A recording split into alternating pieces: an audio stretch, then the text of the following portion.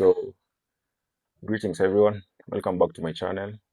As we all know, we are on the road to 300 subscribers. So, before we start the show, kindly subscribe, share, comment. Kama uko na maswali, uliza down the comment section and maybe we can engage or interact. So, one of the things we to discover along a series ni ati, the biblical stories are a framework or the basis of the framework to which we see the world. Sawa, the biblical stories are a framework or the basis of the framework through which we see the world, right? The way we interpret the world. Sawa. So when it comes to, the biblical stories, there's a scene in Exodus where God asks Moses, I want you to go back to Egypt and, free my people from the tyranny of the Pharaoh, right? And so Moses asked God, well, you want me to go to this place. So whom should I tell the people of Israel that has sent me? And God says, I am who I am. Like that's how God describes himself. And I think the reason is, you see, you can't put a one definition to God. God has, a myriad of definitions, and you just can't simply put one definition to God. This is what God is, and you just stop at that. Because we see this in all the stories when it comes to, you see, there's a description, there's the way God is described in the story of Genesis, for example. So God, in the story of the creation story, is described as the spirit that creates. First of all, it's the spirit that broods over chaos, like the waters, right? And then the second definition is God is the spirit or the benevolent spirit that creates order, and not only order, good order out of chaos. Now, that's a definition of God. When it comes to the fall of man, God is described as the spirit that punish the tendency of man to overreach, right? It's because you see Adam and Eve ate the fruit through pride. They took the fruit by themselves, and that's why God punished them, right? Actually, the sin wasn't eating the fruit. No, the sin was taking the fruit by themselves. I got this. I don't have to go and consult with God. That's Adam's sin, and Eve's sin is actually listening to the snake instead of going to her helper and ask. I've had an interaction with the snake, and it kind of told me that if we eat the fruit, we'll be like God. So there's no that direct engagement with Adam, and so God punished them for the pride, not for eating the fruit. Because if you want to understand this, you just go to the book of is it where Solomon asked God for wisdom. So Solomon asked God or tells God, I want you to give me the knowledge of I want you to gift me with the knowledge of good and evil. That's what Solomon asks of God when God asks him, I can give you anything you want. Naweza kupatia all the wealth in the world. I can give you everything and anything. But Solomon said, all I want is the fruit. So he was kind of asking for the fruit of distinguishing, right? The fruit of good and evil. And God said, I'm pleased with your request, and that's exactly what I'm going to grant you.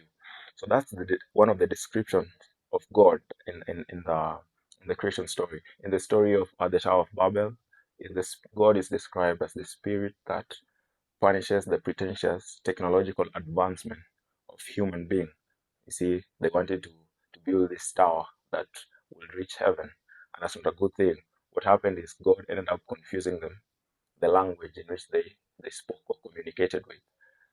So from that, we can get that if we sort of, what would you say? If we try to, okay, so in the story of Noah, see, God is described in a different way. God is described as the spirit that comes or descends to the wise, because the Bible describes Noah as one of the wise men among his people in his days.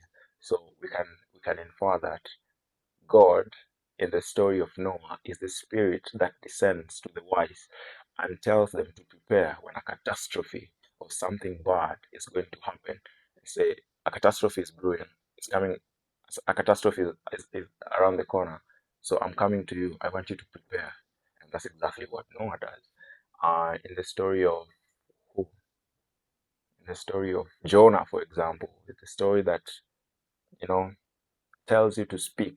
It's the story I explained this in one of the videos. I say the Spirit of God descends to Jonah and tells him, go unto the people of Nineveh. I want you to tell them this.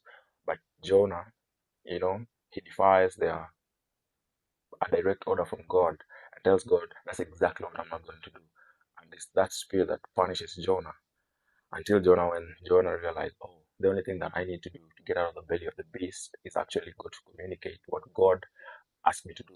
So God is sort of described in many ways. In many ways, He has no one description. You can't just say this is God, but all of this description, in a weird way, sort of point to one thing, which is the Spirit. It's the Spirit of the Logos, the Spirit that speaks magic words and creates good order out of chaos. Right. So we have sort of established that.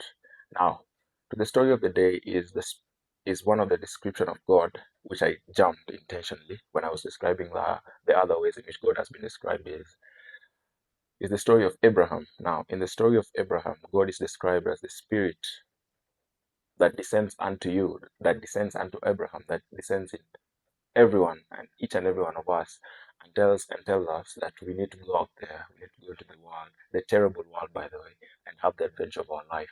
That is how God is conceptualized or described in the story of Abraham.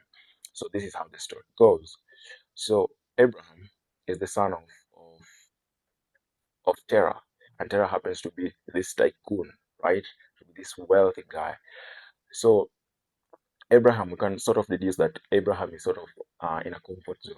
Is in a comfort zone because um, it says there that he was in the shelter of his father till he was 70 years or 72.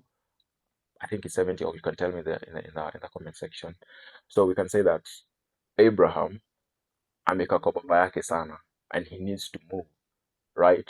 And from that comfort, we can we can we can come up with, or we can conjure up a conclusion that Abraham, just like any of us who are in their comfort zone, he's suffering from what we call a failure to launch. You know exactly this is what I'm supposed to do. Imefika hii age na ninafaa kutoka kwa mzazi wangu na niende kwa dunia. I have to go and create something valuable for myself. But Abraham ana struggle. He doesn't want to leave his father's, what can you say, bosom. So the Spirit of God descends unto Abraham and tells Abraham, hey, bro, umeka kwa baba yako sana. What do you mean you're 70 years old and you're still in the shelter under the roof of your father? I want you to carry your things, to carry your wife, or even the servants, and I want you to go into the terrible world. And if you're willing to do that, I'll come up, sort of create a covenant with you. And if you can abide by this covenant, the following things are going to happen. So you move from where you are, the zone of your comfort, and then you move into the terrible world to have the adventure of your life. Toka manze, toka kwa your comfort zone, enda huko nje, fanya kitu, do something for yourself. And I'm not going to assure you that it's going to be good, no, but at least you'll create something valuable for yourself and you'll have the adventure. So that's one of the descriptions of God in the biblical text, that God is the Spirit that calls each and every one of us to go out into the world and have the adventure of our life.